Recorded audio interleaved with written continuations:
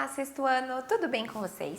Hoje vamos para a aula de número 35 de arte e dando continuidade aí o que nós estamos já estudando sobre o Renascimento, trouxe mais um artista dessa época chamado Sandro Botticelli. Talvez não teve lá tanto reconhecimento como Leonardo da Vinci, Michelangelo, todos da mesma época, mas tem aí sua grande importância nesse período da história da arte. Como objetivos, nós temos pesquisar, apreciar e analisar formas distintas das artes visuais tradicionais e contemporâneas, pesquisar e analisar diferentes estilos visuais, contextualizando-os aí no tempo e no espaço. Então, o Sandro Botticelli nasceu lá em 1445, faleceu em 1510 e foi um pintor aí do período renascentista, italiano.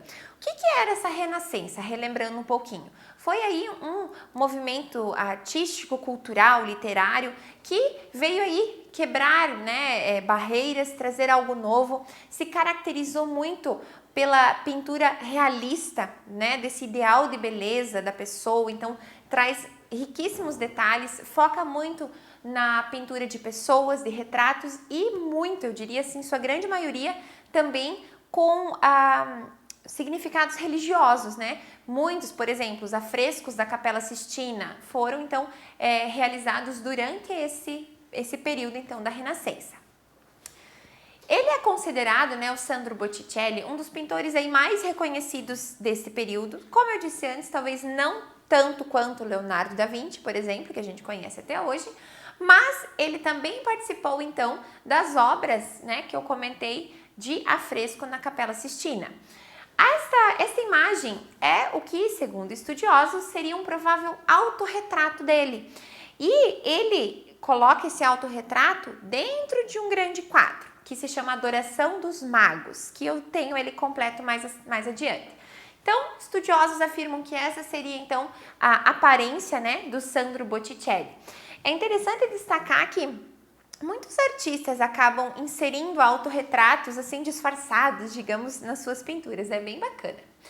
O Botticelli é autor, então, de trabalhos muito importantes, durante aí a história da arte e também alguns bem conhecidos. Eu diria que o mais conhecido dele é o Nascimento da Vênus, esse de baixo, e também essa Adoração dos Magos. Eu desafio vocês, essa Adoração dos Magos, que é essa imagem maior aqui, é onde está então inserido esse autorretrato do Botticelli. Tentem encontrá-lo em meio a essas pessoas. A cor da roupa acho que já vai denunciar um pouquinho, mas ele está aqui, no cantinho então da imagem, como se olhasse para fora da tela, como se observasse o que está acontecendo. Pouco se sabe aí sobre a infância dele, até pelo período histórico, enfim, não tem aí muitos registros, mas o que se sabe sobre ele? Que na adolescência ele trabalhou então em uma casa de ourives, que é então quem trabalha com joias, ouros e tudo mais, e foi um trabalho que ele aprendeu com um irmão. Depois disso, ele foi aprendiz de um artista também da Itália, chamada Filippino Lippi. E foi com ele que ele começou, então, essa carreira artística e ganhar, ter o gosto, então, pela pintura, pelas artes e acabou aí aprimorando suas habilidades. Ele dedicou aí boa parte da carreira às grandes famílias florentinas, de Florença, na Itália, especialmente a família Médici, para as quais ele pintou vários retratos, Aqui nós temos, por exemplo, um retrato de Giuliano de Médici. Quem era essa família aí, os Médici? Eles eram uma família nobre, que governava a Itália naquele período, então era uma família muito importante. Curiosamente, eles não eram nobres, eles então eram pessoas comuns, mas que acabaram conquistando isso, eles tinham muitas posses e dominavam, então governavam ali aquela parte da Itália na época. E eles tinham uma influência muito grande, então, no desenvolvimento desses artistas, Eles trabalhavam também como mecenas, financiando esses trabalhos, então, de artistas. Essa relação, então, do Botticelli com essa família super importante, a família Médici, foi, sem dúvida, então, muito útil para que ele tivesse também uma proteção, né, no sentido político da época, então, e também eles bancavam, né, eles financiavam muitas peças e pinturas, então, do Botticelli. Esse exemplo, então, é a Adoração dos Magos, já mostrei um pouco antes. O Botticelli se autorretratou ali, segundo estudos, né, nada muito se confirma sobre, mas nessa pintura é interessante que retrata, então, o nascimento do menino Jesus e que seria, então, a visita dos reis magos a este bebê. Mas, curiosamente, né, como ele era ali, ó, muito envolvido com a família Médici, ele retratou a família Médici nesta cena. Por isso aí de tantas pessoas, né? Porque pelo que a gente sabe da história ali do nascimento de Jesus, eram 3 reis magos que foram visitá-lo. Então, tá aí explicado o porquê de tanta gente e também ele acaba aí associando a cena bíblica com a família ali que ele tem grande, né, relação. E essa obra foi uma encomenda, então, dessa família Médici que exigiu, né, queria que fossem pintados, então, muitos integrantes dessa família. E aí o Botticelli acabou, né, pensando, poxa, vou me retratar junto, porque eu quase faço parte dessa família, e acabou fazendo esse autorretrato também. É uma pintura de 1485, 86, então olha, ó, muito antiga. Então, nessa cena, como eu já falei, então, mostra os reis magos que visitam, então, o bebê, né, Jesus Cristo. E como né, a diferença tá ali, a gente, pela história que a gente conhece, não tinha essa reunião toda de pessoas, mas para conseguir encaixar, então, tantos integrantes dessa importante família, ele acaba mexendo na cena e ficou uma bela pintura. Esse trabalho, eu diria assim, para mim ele é um dos mais conhecidos dele, é um que a gente vê muito popularmente aí. Se chama O Nascimento de Vênus e é uma das obras-primas dele, né? A mais preciosa aí do período do Renascimento, assim como a Mona Lisa, diríamos. Nesse quadro, é um quadro muito delicado e ele mostra, então, no centro ali, saindo dessa concha, a deusa Vênus, que ela é conhecida, segundo a mitologia grega, como Afrodite. Então, Vênus ou Afrodite, depende da mitologia, mas representa, então, essa deusa que emerge do mar, então, sobre uma concha. E esse evento, ele esteve alinhado, então, com o mito, o qual explica o seu nascimento. Então, ele acaba aqui rompendo ali uma barreira muito de representar passagens bíblicas e cenas ali envolvendo a igreja, para trazer aqui um ar de mitologia junto. Então, ele acaba aí mesclando isso e retratando esse nascimento da deusa. Observando alguns detalhes dessa pintura, né? Como a deusa, a Vênus, ela está prestes a sair, né? Pisar na terra, né? A gente consegue perceber isso ali pela posição dos pés. Então, ao lado, ele pinta uma ninfa que vai, então, estendendo um grande manto para cobri-la. E ele tentou, em todas as maneiras, né, da cena, representar esse movimento, seja nos cabelos da deusa, quanto no tecido. Então, a gente percebe muito movimento na cena, que seria, então, do caminhar, do vento. Então, a gente consegue perceber de uma forma muito bem feita como tudo estaria acontecendo ali, esse movimento realmente.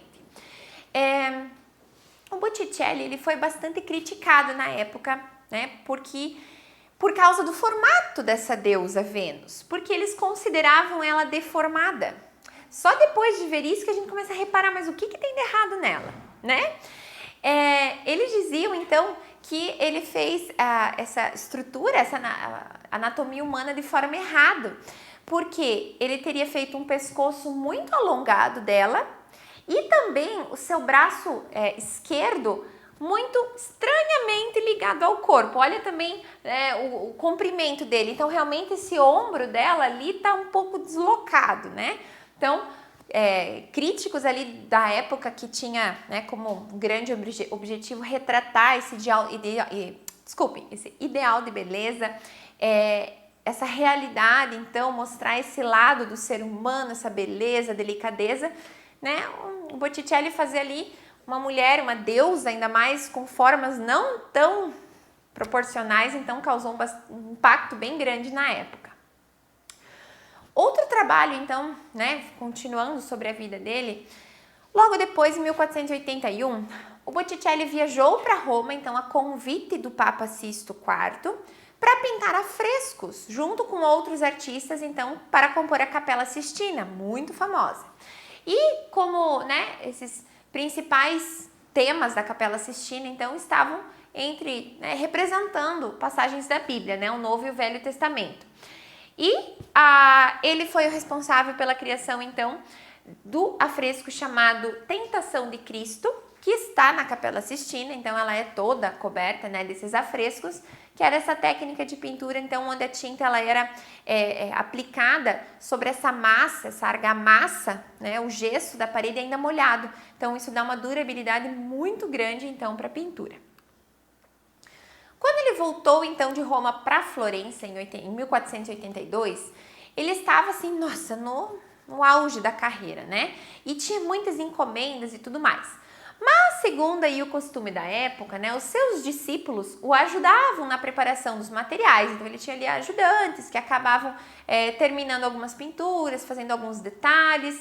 E até em alguns casos faziam toda a pintura e somente o Botticelli finalizava ali dando alguns detalhes. Então, ele tinha depois até um certo problema por causa disso, porque muitos de seus ajudantes acabavam por fazer cópias dos seus trabalhos, enfim, né? Acabava aí gerando uma polêmica. Pensando nessa vida do Botticelli, a gente pode dizer que ele teve 3 grandes passagens, então, na sua vida artística. Primeiro, temas religiosos, então focava muito nos temas religiosos.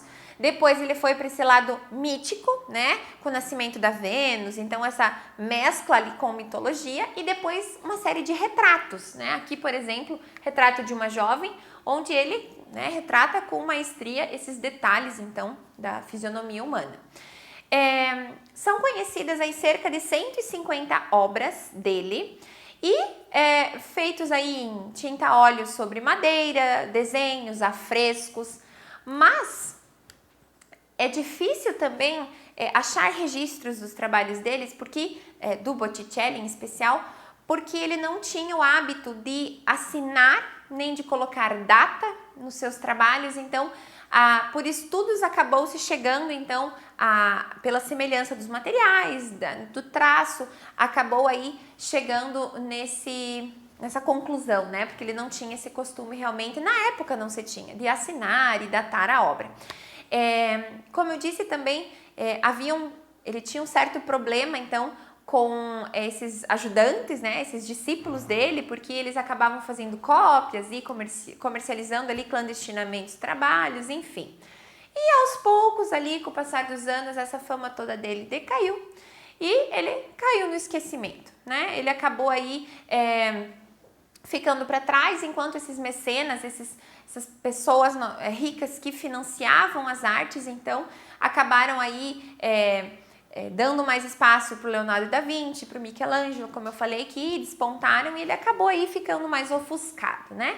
Ele acabou falecendo solitário e esquecido em 1510, então aos 65 anos. Mas deixou um belo trabalho. Vejam só que curioso, né? Artistas que talvez a gente nem conheceria também do período renascentista, mas que fizeram grandes trabalhos que fazem sucesso até hoje. Um abraço e até a próxima!